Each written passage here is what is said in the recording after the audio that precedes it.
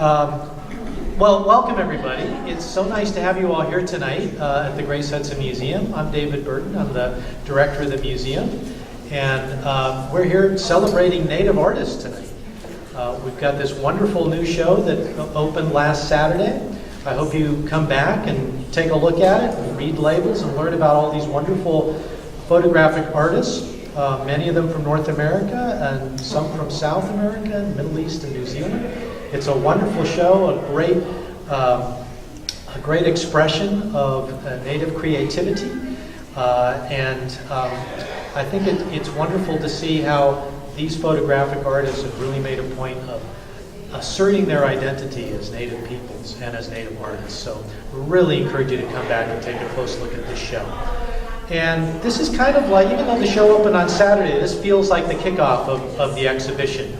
Because we've got this wonderful program tonight celebrating other Native artists, and I think it's very fitting that we do that. So welcome to First Friday at the Grace Hudson Museum. I'd like to ask Sherrie Smith-Ferri, who's the former director and now curator here at the museum, to tell you a little more about this program and also to introduce Janine, who is the publisher of the 3 wonderful books that we're celebrating here tonight as well. Sherrie.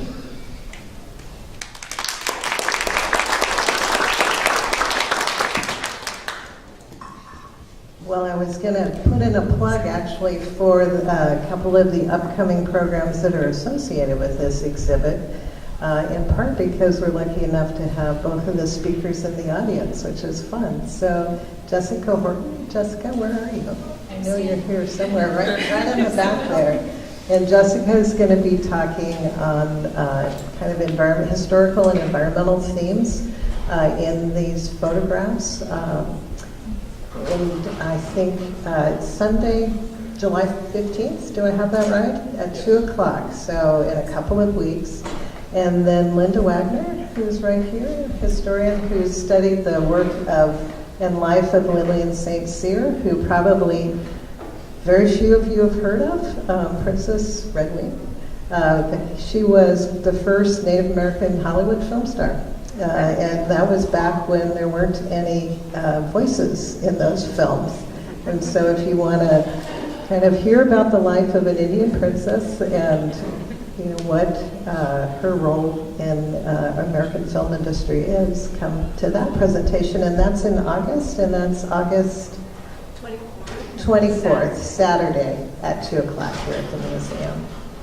And I wanted to introduce Janine Pfeiffer as well. So Janine is the person who is really responsible for putting these books together. And I'll let her tell you about the process that these books came to being. She has to run around back behind the stage here and appear.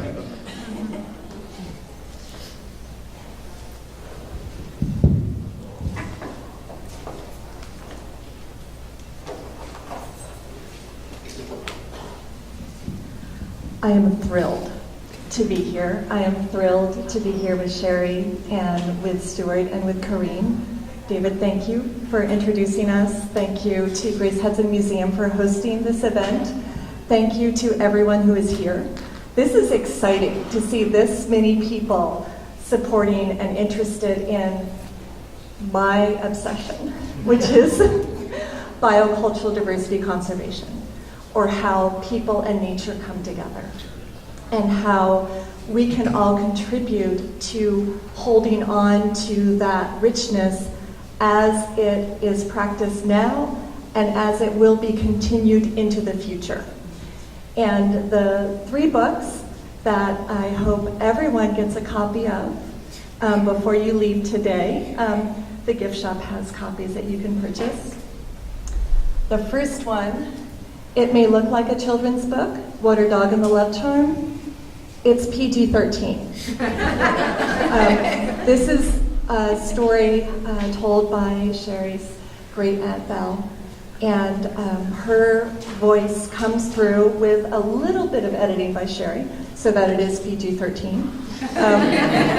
And it is the story of many different interspecies relationships. I will never look at salamanders or snakes or bears in the same way again after reading this book. And we'll be hearing an excerpt from that. The Beadwork of Stewart Wilburn, this is a book that is in its third version, first to be published by Beauty and Love Publications.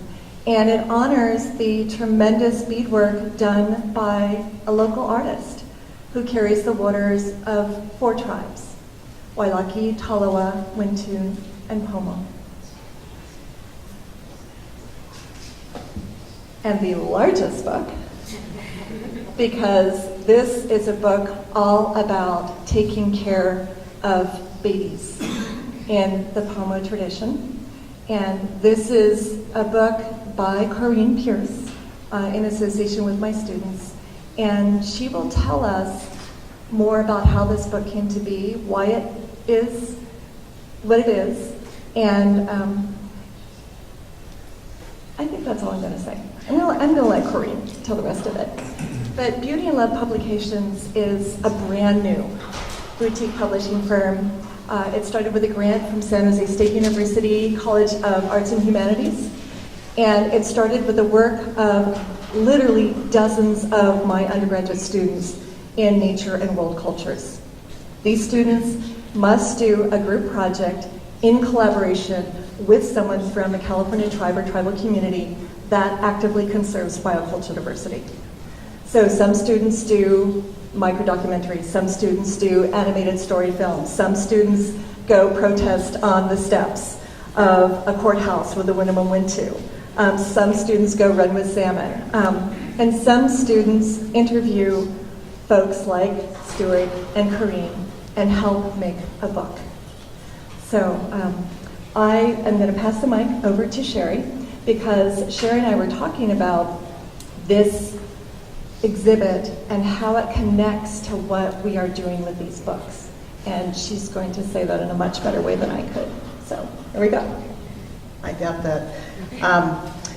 I was just going to just comment about it. One of the things I really have liked about this exhibit is to see so many of the themes of the photographs from Indigenous people around the world talk to each other and engage in conversation. And I think this is part of that same conversation.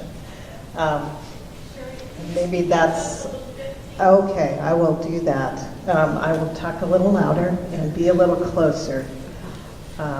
And what I wanted to start out with, because I want you all to buy the book, so I don't want to actually read all that much from the book. I want to entice you.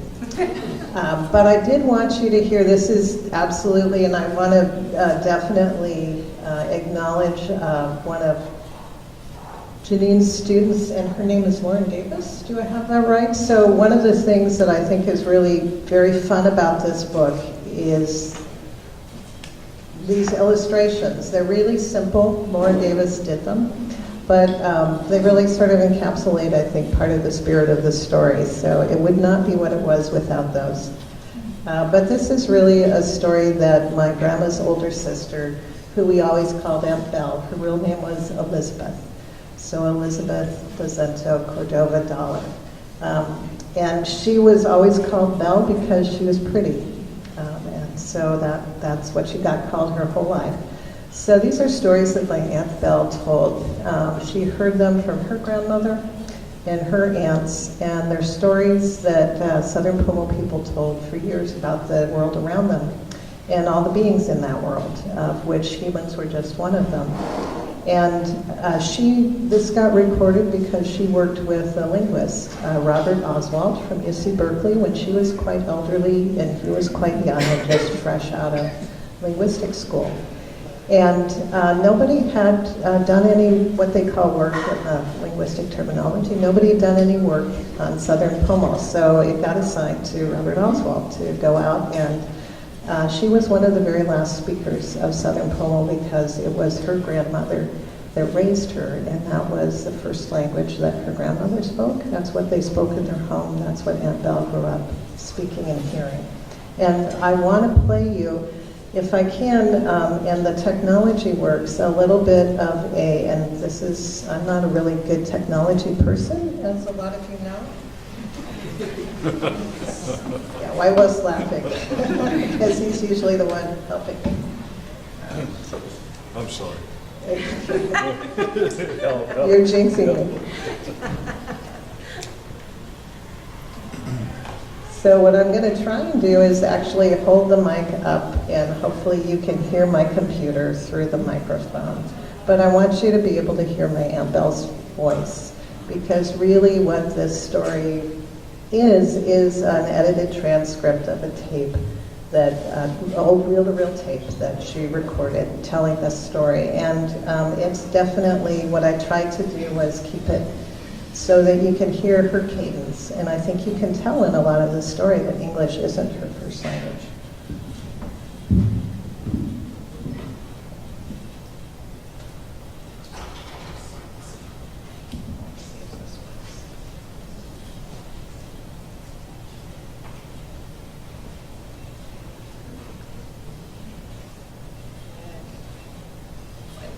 I have to come up and help.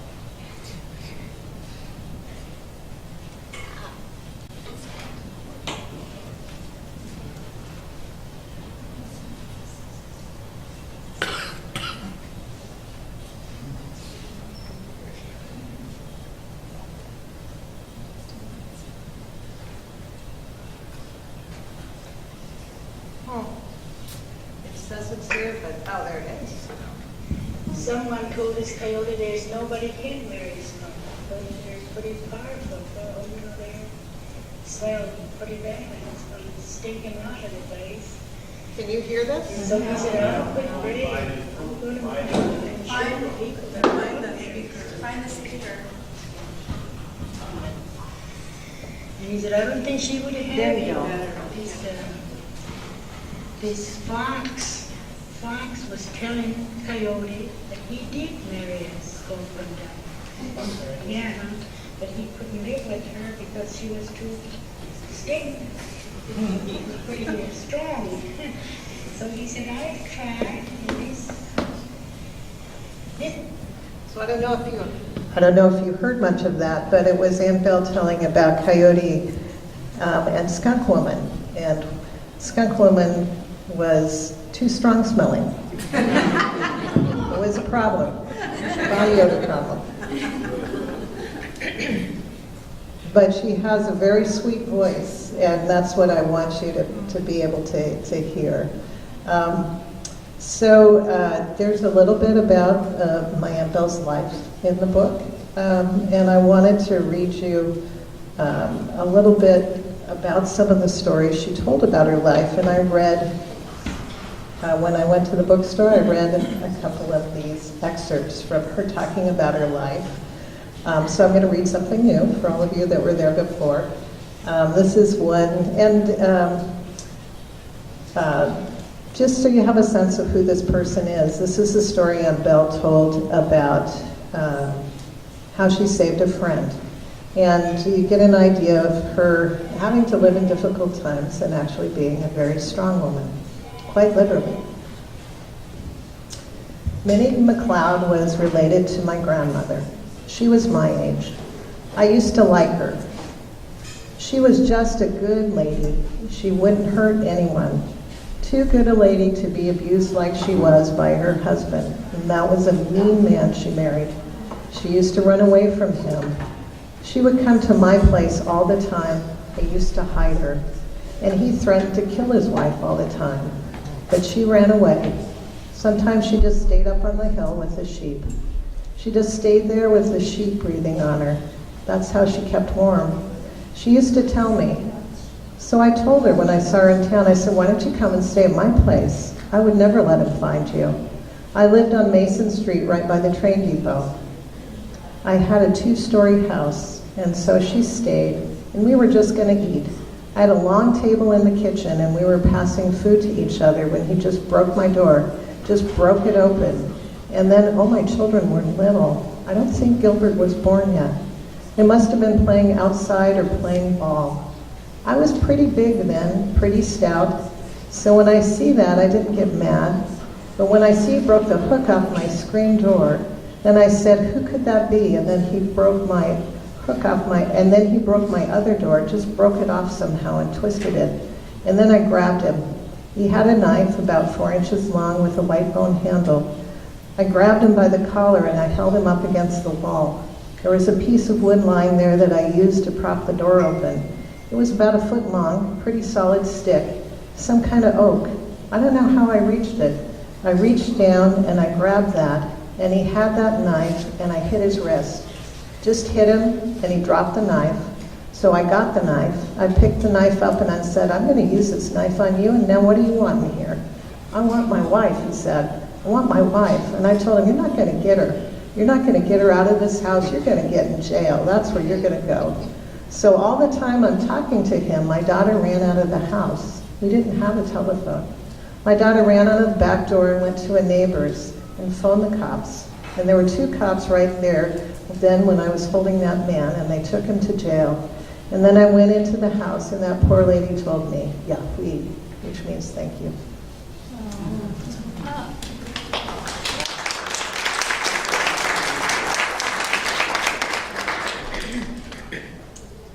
So this is a little bit of a story about,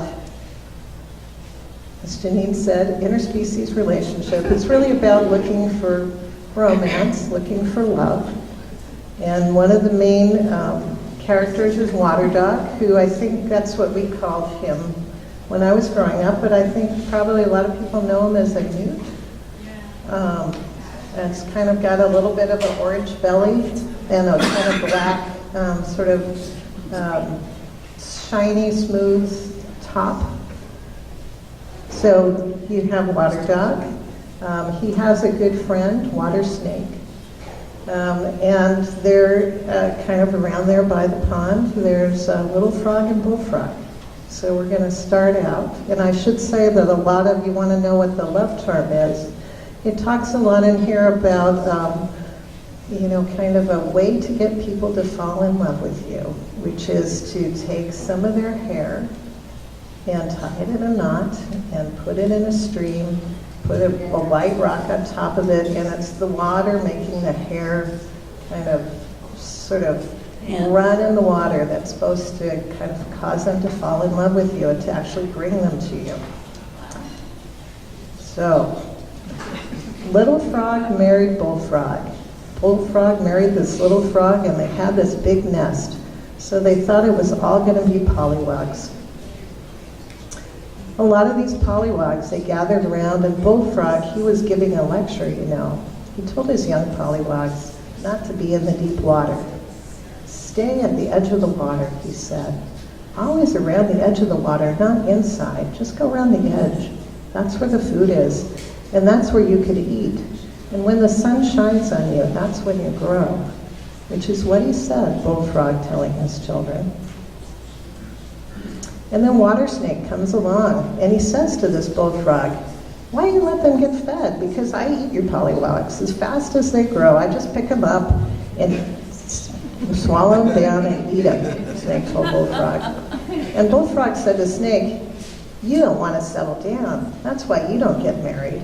You just go on eating. You go on eating all the pollywogs and frogs. That's all you like to do.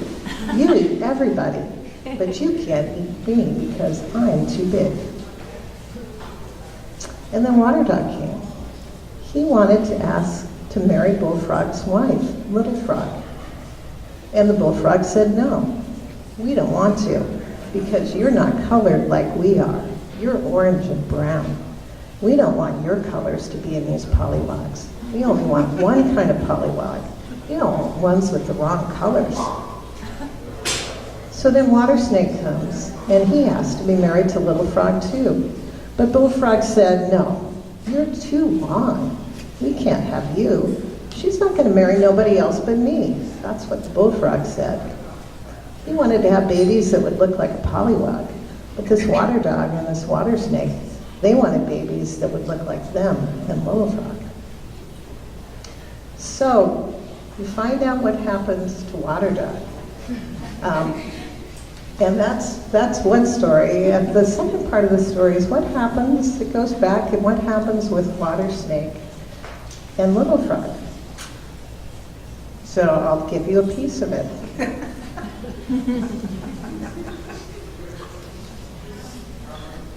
Little Snake says, I'm going to try my best to put a knot in the water. So going back to the love charm. I'm going to do that for Little Frog and see if she can lose the love she has for her husband.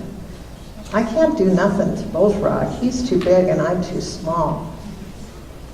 And Waterdog said, well, look at me. I'm small, but look at my wife. And you don't know it, but he has a bear who's a wife for him this time. He was making fun of Water Snake, who was scared, and that's why water snakes will hide in the water when they see people. So this water snake is trying to take away the wife from Bullfrog. He set out to find a hair to tie for his love spell, but there was no hair to be found. When he told Waterdog, Waterdog suggested he use the root of a willow. So Water Snake went out and found a willow root. He had a hard time tying the knot. He couldn't do it because it was so small and fine. So Water Snake thought, I know, I'll find a bigger root. It'll make her fall in love with me faster. He couldn't wait to share love with her. So the Water Snake finally put a big white rock on top of that knot. And he went up there around Bullfrog and the pollywogs and everything. Water Snake drew closer and was spotted by Little Frog. As soon as she saw him, she went right to him. Although water snakes eat frogs, she approached with no fear. She went to him and began to love the water snake. And the bullfrog sees this and thought, why is she going to the snake? And the little frog told the snake, I'm tired of my man, the big bullfrog. He's got these two long spread out legs. I want a husband with just one. I don't like the long legs. I'm tired of it. I like you. And the water snake just smiled because he knew his magic was working.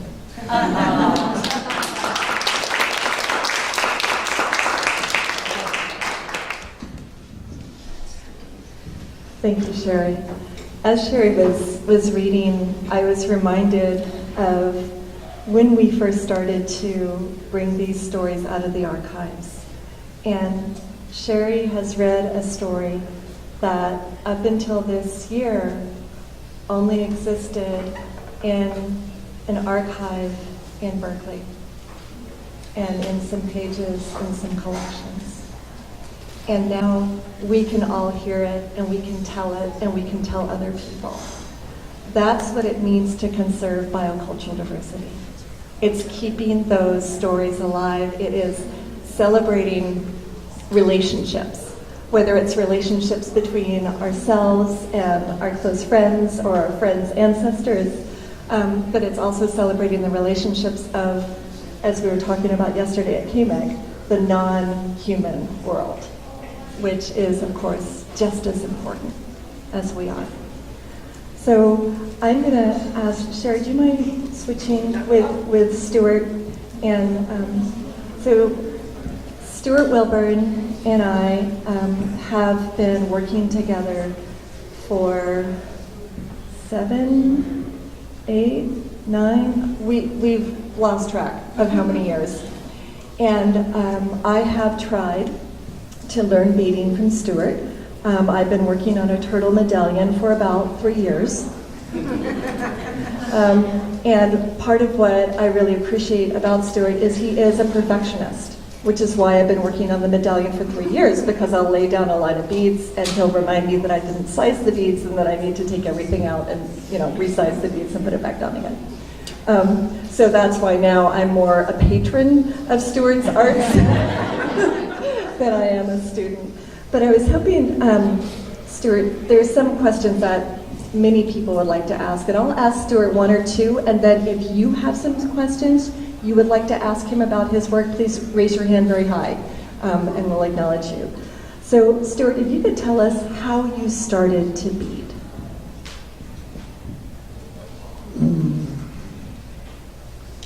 When I was about 4 or 5, I watched my mother do some beadwork. And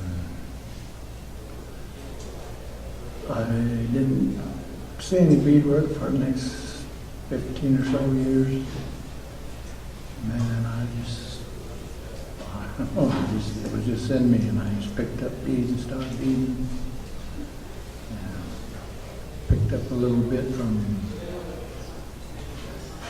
a couple different people, and then I just went from there and started my own designs, whatever came in my mind. And tell us about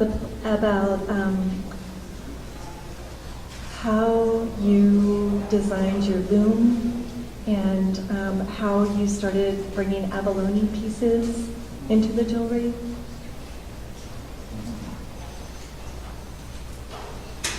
My mother designed the loom, and I just kept it going.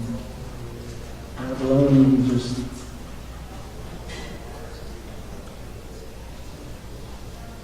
I don't know, it just happens. Stewart's work is part magic. I'll tell you a little story about some work that he did for me. He adorned a jeans jacket for me. And it was a commission that he took on and struggled over for months and was almost to the point of saying, you know what, Janine, this is too hard. You asked me to do something that I've never done before and I'm not sure I can do it. And then he dreamed. He dreamed the design. And then he executed that design in absolute perfection, from top to bottom, from side to side. Every single bead and every single piece of that pattern fit every millimeter of that jacket. And I believe I speak for many people that when we wear a piece that's been designed by Stewart, we feel so much more powerful. And oftentimes we will save a piece that Stewart has done for special occasions. And that is absolutely true of this jacket. So who else would like to ask Stewart a question? Yes? I was curious when what your design is going to be. Do you put it out, like draw it, and then work the bead on that drawing? Or? I'm going to repeat your question. So she asked, when you design something, do you draw it out first? Or is it more something that you have in your head that you create from memory? Or possibly both? I only draw out the animals that I make. The designs, I just start beading and whatever comes out, comes out. So he's distinguishing between the medallions. If you look back on the table, you'll see medallions with animal characters in them. And so those are drawn onto a piece of paper and then that's beaded onto the leather. Whereas with the loom, that is much more of a natural, from Stewart's head and heart just into his hands and then into the beads. And I want to note that Stewart told me he doesn't do this. He doesn't get up in front of people and talk very often. So we are, I promised him he would never have to do this again. Which is why we're recording it. But also that as a published author, in the words of someone else, these are your fans, Stewart. This is your public. And I'm sure later, afterwards, when he's at the table, you can have, one-on-one conversations with Stewart. But I just want to recognize him as one of the most phenomenal beadworkers.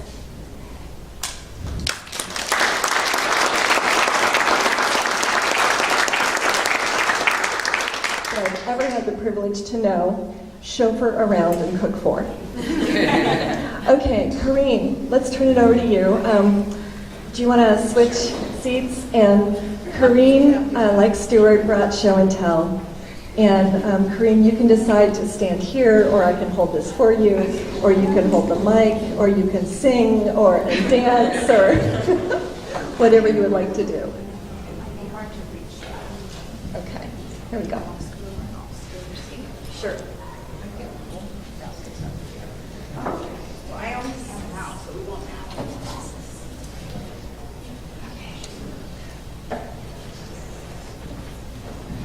everything turns into kindergarten with me. I love to hand things out. My name is Corine Pearce, and I am here to celebrate this book, which I'm sitting on, right here. And I'll tell you how it came about, which was pretty cool. I've known Janine for quite a while, maybe 5 or 6 years now, and I make baskets. I started making baskets when I was 9, and started making cradles when I was 14, and there aren't that many cradle makers left anymore. So the way that this book actually came about was Janine repeatedly sends her students up to me, and she happened to come up with them one time, and I told her about the most recent 2 cradles that I had made, full-size cradles for real babies. And they went to Native women, young Native women in their 20s, maybe late 20s, the oldest one. And these women grew up in Pomo homes, I thought, and they knew what cradle baskets looked like. And I was unable to deliver the cradle to them, which is what I usually do. I usually strap the baby in myself and show them how it works. What I couldn't, because both of the moms happened to have a C-section and they were in the hospital, and so blah, blah, blah. Cradle's going without me. And I tried to explain it, how to use it. And it turns out that both of those women had never held a cradle in their hands. So they didn't even know how to strap the baby in. I mean, they had seen them in museums, even seen them at grandma's house on the wall, but had no idea how to actually use one. And I said to Janine, I need a how-to pamphlet, and that was it, a how-to pamphlet to go with my cradles so that people who don't know how to use them can do that. And then she came back with another group of students at a different date and said, guess what? We got a grant to do just that. And I actually happened to be teaching the very first full-size cradle basketry class that I have taught. I taught it last year, and I just started the second one this year. And I asked the students in the class, I was like, okay, I got this great opportunity. What do I want to say about these cradles? And there was a million things that ran through my head, like, do I want to show people how to weave them? Like, you know, because there's not Elsie Allen has a little tiny bit about cradles in her book. But there's so many different, there's so many ways that you need to know in order to make one really, that I could do another book of how to weave it. But when I asked the students in the class, one of them, older men, said to me, I'm sitting in this class with you, and I'm still having a hard time figuring out how to do this, and you're literally holding my hand. So it felt pointless for me to make a book about how to make cradles. So I really prayed hard about it, and it was what they mean culturally. That is something that's we're losing very quickly. So it was very important for me to share why we use them, how, literally, like there is a step-by-step guide in there, and I love pictures.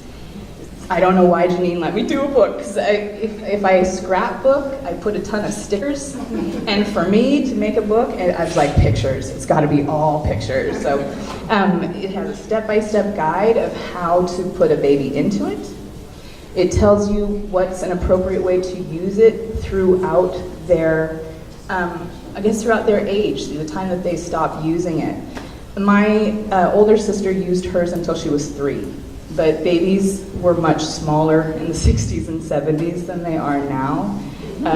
One of her 3-year-old sons, that big cradle right in the back, is the one that's on the front of the book. I got that off the wall at my sister's house yesterday, and he put it on the ground and tried to get in it. And the last time that I went and got the cradles for the book company that we went to, my other little nephew, the one that's verbal, they're just 3, he said, "No, Auntie, I'm still using it. I'm still using it." So, but I tricked him and I got it out of the house.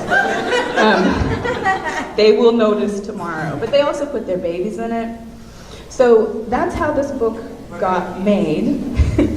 And then me and Janine had some 5 a.m. editing meetings, and we were like ships that passed in the night a lot. But we got it all done, and what was really, really cool, I think it's really cool, is from the moment that she said, "We're gonna do a book about cradles," it took 9 months to finish the book, and it was printed in the 10th month, just like a baby. So I think that that was really cool, and I usually talk about the cradles, I don't usually just hand them out. So I'm just gonna grab one, any of them, and you can kind of follow along. All of the cradles that are here that you are looking at are made with traditional materials, and the traditional materials for all of these ones are willow. This particular one that's red, if you have a cradle that has red sticks on it, that's winter dogwood. It's harvested in the winter. If you have a cradle that has brown to yellow or black, it can be willow. I have one, the big one, that has just pure black sticks in it, and it's got cherry wood in it. And that was for my nephew. And that's the picture, that's the basket that's on the cover of the book.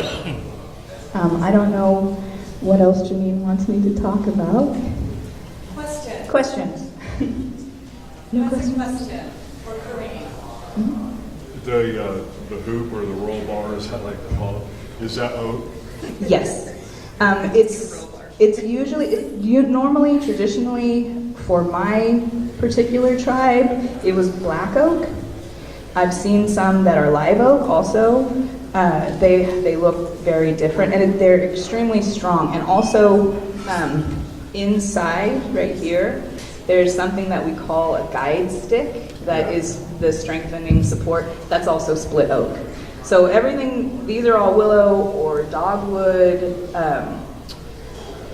Those are really the only ones that are appropriate for cradle baskets. And then the rims are always oak. They're always much, much stronger.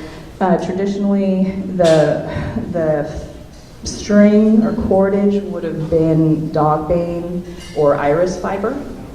I've seen some where the ties are made, the loops that you tie the baby with were made out of rawhide, but that's very old. There's a lot of fashion to the cradles. I've gone all over the country. So I knew I was a basket weaver from the time I was 9. I knew that was my calling. So when I was young, I just traveled everywhere. I went all over the United States. I went all over Europe to see these amazing cradles. And there is definitely, things go in and out of fashion, just like your clothing, just like colors. I was talking to Sherrie, and Sherrie's showed me lots of baskets. I am sneaking in the back room a lot. But like the size of the cordage, or even the color of the cordage. There's a basket down in Santa Rosa that's all red, and it came from the 1940s when that real gangster zoot suit sort of Mexican influence was going. It's all red with red embroidered flowers all around the top. I've seen ones from like the 1930s to the 1950s, maybe even longer, use, instead of oak, support rims actually use gauge wire. So there's a lot of changes, and there's a lot of material changes. And then to go to see other styles, like in the book it talks about Lake County style, Mendocino County, and Sonoma County, and they do, from a distance, they all look the same. But then when you're up close, there are actually different stitches. It's completely different structurally. I mean, really, completely different structurally. Yeah? I was curious that when you do put the baby in the cradle, do you use a fabric to To swaddle? To swaddle, yeah, in the full size, and in the book, it actually shows, and if I had my camera, I'd just pull it up and show you.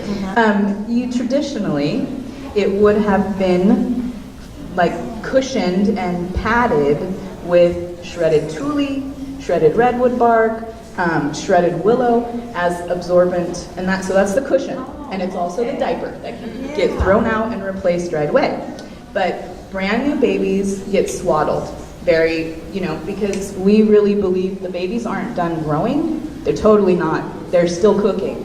So we wrap them up tight so that all their and really, this is coming from a scientific point of view, your growth hormones, you're getting way more growth hormones when you're held and when you're touched.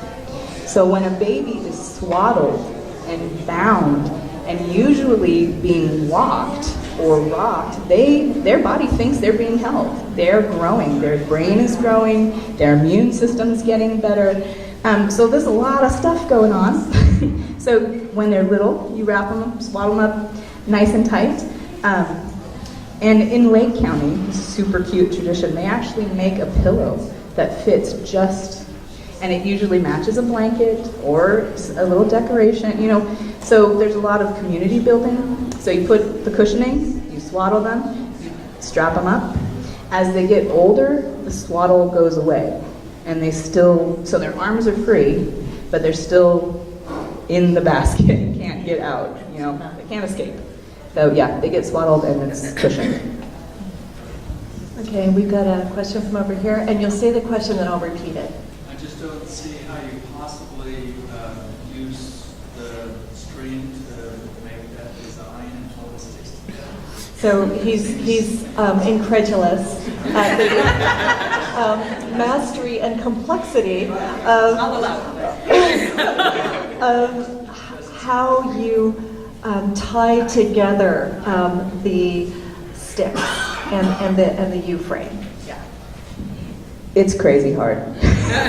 I'm not gonna lie. It's like I said, I started weaving regular baskets at 9 and started weaving cradles at 14, and it seriously took me 25 years to feel like I am the master of the cradle now.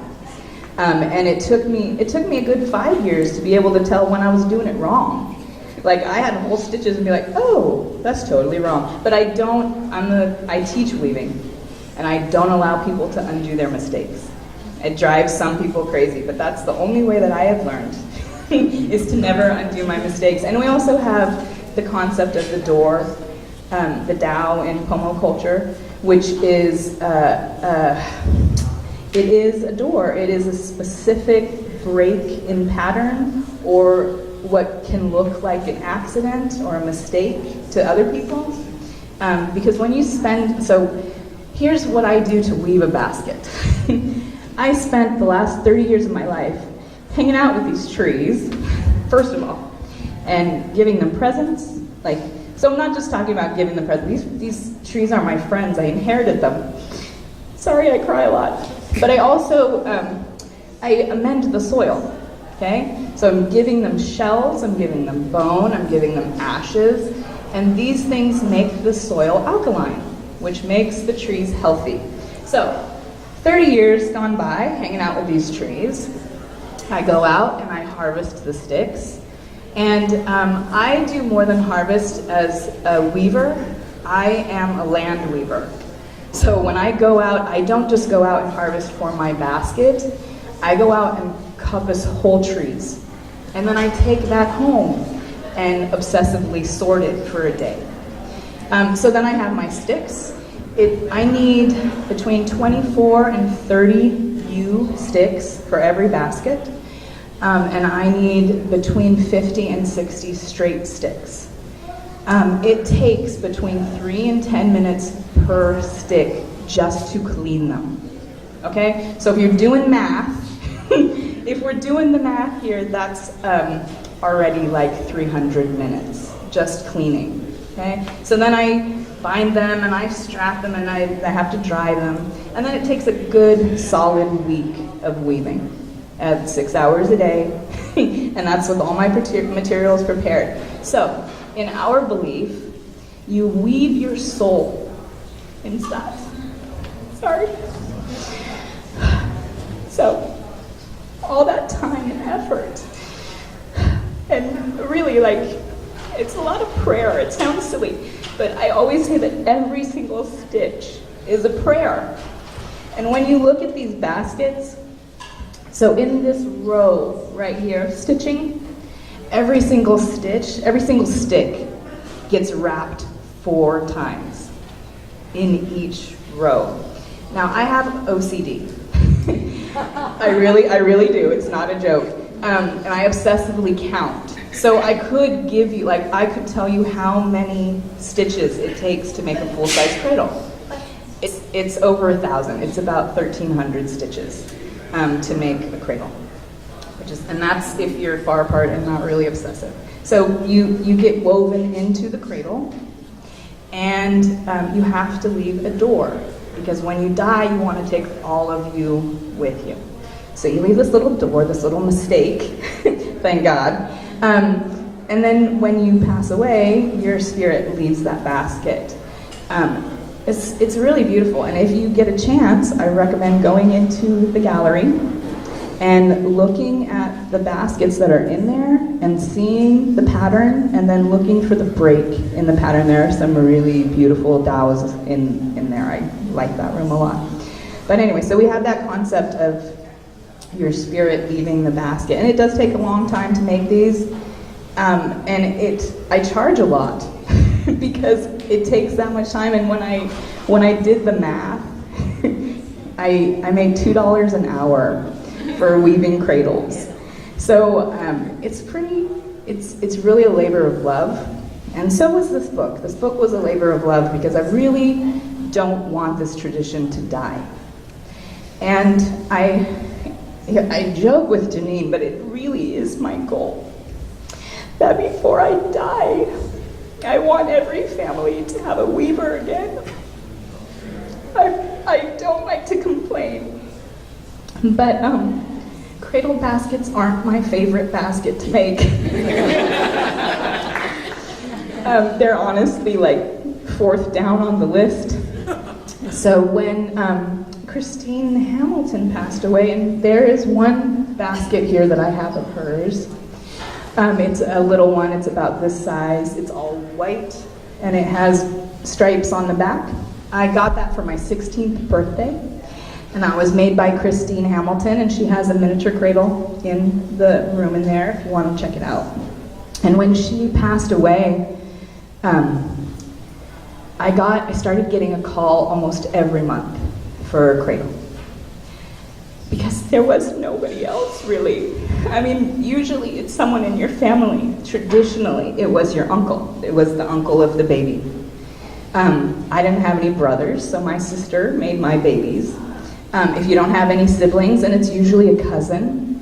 But there's so few weavers anymore that I'm making, and I joke that every basket I make is for my distant cousins in Lake County. And I'm serious, I'm talking 5th, 3 times removed cousins in Lake County. And I have a whole new generation of babies that call me auntie, because I make their cradles. And you really do, you spend a lot of time, and every cradle's totally different. I've gotten to the point where I can tell what season the cradle materials were harvested in by the way that they look. Does anybody have any more questions other than how do you make it? Go ahead So and ask to the my question. eye, all the sticks look very uniform, and I'm sure that OCD really helps with that. But also, I just can't imagine. Do you ever? So if you have the sticks to make a basket and they're all uniform, what's your procedure on doing that? And do you ever sort of cheat and kind of sand one of them down a little bit to make it, or? So the question was, she's noticed how uniform the sticks are in each basket. She attributes that in part to your OCD nature, which we were discussing, we all share. You have some very OCD people right here. And she's asking, so how do you achieve that? And do you ever have to cheat and sand something down? No. If you could see my storage room of basketry materials, you would see the hours and hours and hours of work that I have. I have a storeroom now, and my daughter she's 13. She just turned 13. She's not here because she's a teenager. And she hates to sit with me when I do my basket stuff. And this is why. I go out, I get a whole bunch of stuff. I bring it home, I peel it. If it doesn't meet my specific requirements then, if it's not up to snuff, it goes in the compost. Everything else gets sorted. I size everything. So I'm doing this all by eye. If it doesn't match, it doesn't go in. And then here's what happens after that. So once everything's sorted, or everything's sized, prepped, it's gotta dry for a year.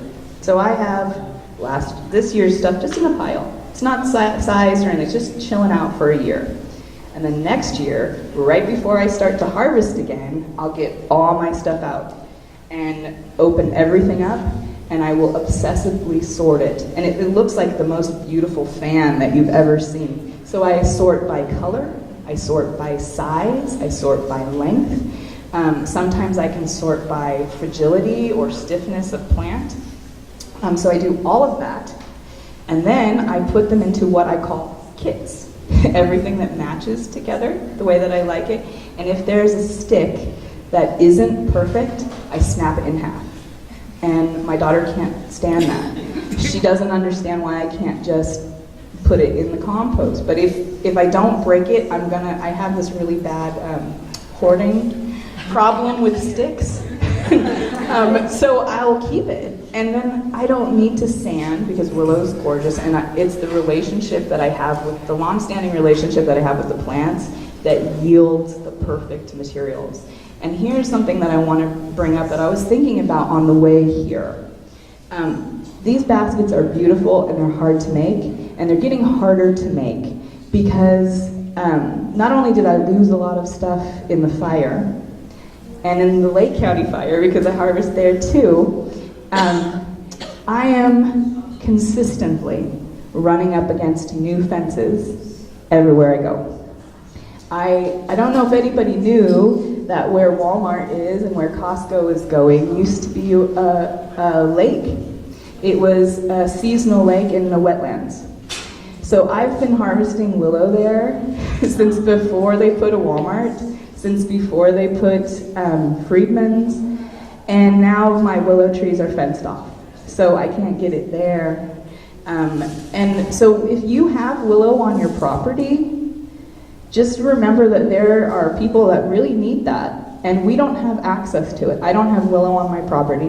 There was willow on my rancheria, but only because we planted it there and it burnt in the fire.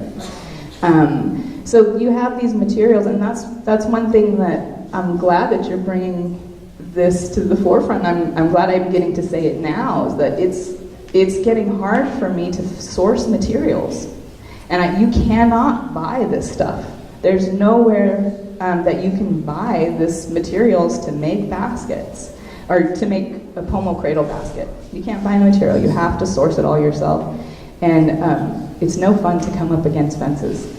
And I'm not used to it. And usually, when I was younger and had no fear of mountain lions or transients, I would go to the river all on my own at 12 years old and 13 years old. And now I have sense and a child, and I can't just go do that. So I actually have had to, I'm meeting up with a lot of new people to be my escorts to go to the rivers, because it's just, especially since the fires, it's very hard for me to source materials. And I am running my second basket class this year, and I only had half the number of students because I only had half the number of material that I could provide.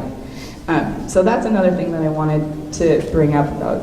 It's really beautiful. The baskets are beautiful. They are definitely a labor of love, but they're getting harder to make, and that's just me. That's just one person trying to source enough materials for maybe one basket a month. This whole area really was covered with people, and is covered with people who should be cradling their babies. I think we should all be cradling our babies. It makes them smarter, it really does. It makes them, a lot of people say that Native babies look really serious in their cradle. And if you look at some of the paintings and the pictures, they're so serious. And I found this to be really true. But what I've also found is that when babies are in their cradle, we don't treat them like babies. They see adults interacting with each other. And if you guys could see what I see right now, you guys all look very serious. So babies they make the face back to you. They learn to be people instead of being treated like babies. And when they smile, it's even better. It's an even better giggle because they're so serious all the time. Any other questions before I give Janine? Yeah, and this will be the last question. Lisa, go ahead and then I'll repeat your question. Okay, so you mentioned that they weren't your favorite basket to weave, and I'm just curious, what is your favorite basket? So we're wondering, what are your favorite baskets to What weave? are my favorite baskets? Okay, in descending order. I like to make, my auntie, and I said this on the radio yesterday, my great aunt was Annie Lake. And she was one of the best weavers. She, in my opinion, was the best maker of beaded baskets. So she has some in here, go check them out. I love to make beaded baskets. That's first. But only because, I just love her, and that's how I connect to her. So, and then second is work baskets, which it sounds so funny because they're they're the ones in the middle. They're not the pretty ones. They're the ones that you put your acorns and your seaweed. Because I literally have some feathered and 3-stick coil baskets that I've been working on for 20 years, really. So a work basket, I always say, is the wham, bam, thank you, ma'am, I'm done in the day, and now it's full of roots and it's full of whatever. So that's my second favorite. And then I like to make twine baskets and then coil. So I have lots of favorites, but that definitely coil beaded basket is my very, very favorite to make. And also because you have to be, I always say, I'm like, it's the materials that make a pomo basket. It's the fineness, and it's the, what is the right word I'm looking for? It's the discernment of the weaver. So the materials have to be the finest, and in order to, so the special thing about pomo beaded baskets is that unlike most other tribes where you make a basket and then you bead it, pomo baskets are not like that. The bead goes on each individual weaving strand. So every stitch gets 1 or 2 or 3 beads.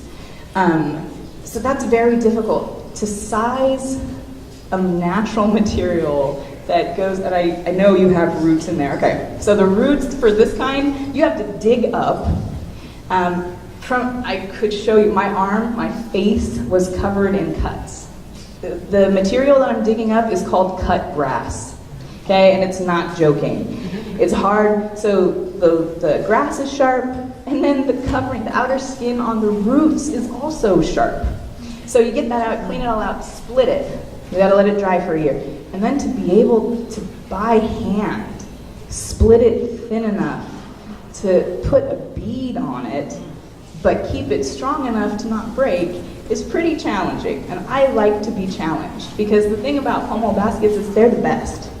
They are the best, hands down. There's no arguing, and I can read you several archaeological quotes just basically saying that pomos were the best basket weavers, not just in the Americas, not just in present day, but in all of the planet, in all time.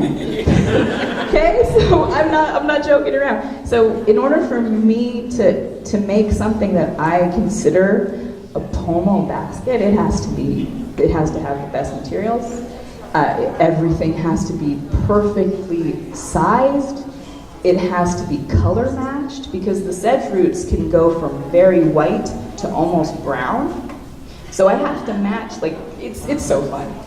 Sorting is my favorite part, FYI. So that's it. Let's all give her a round of applause.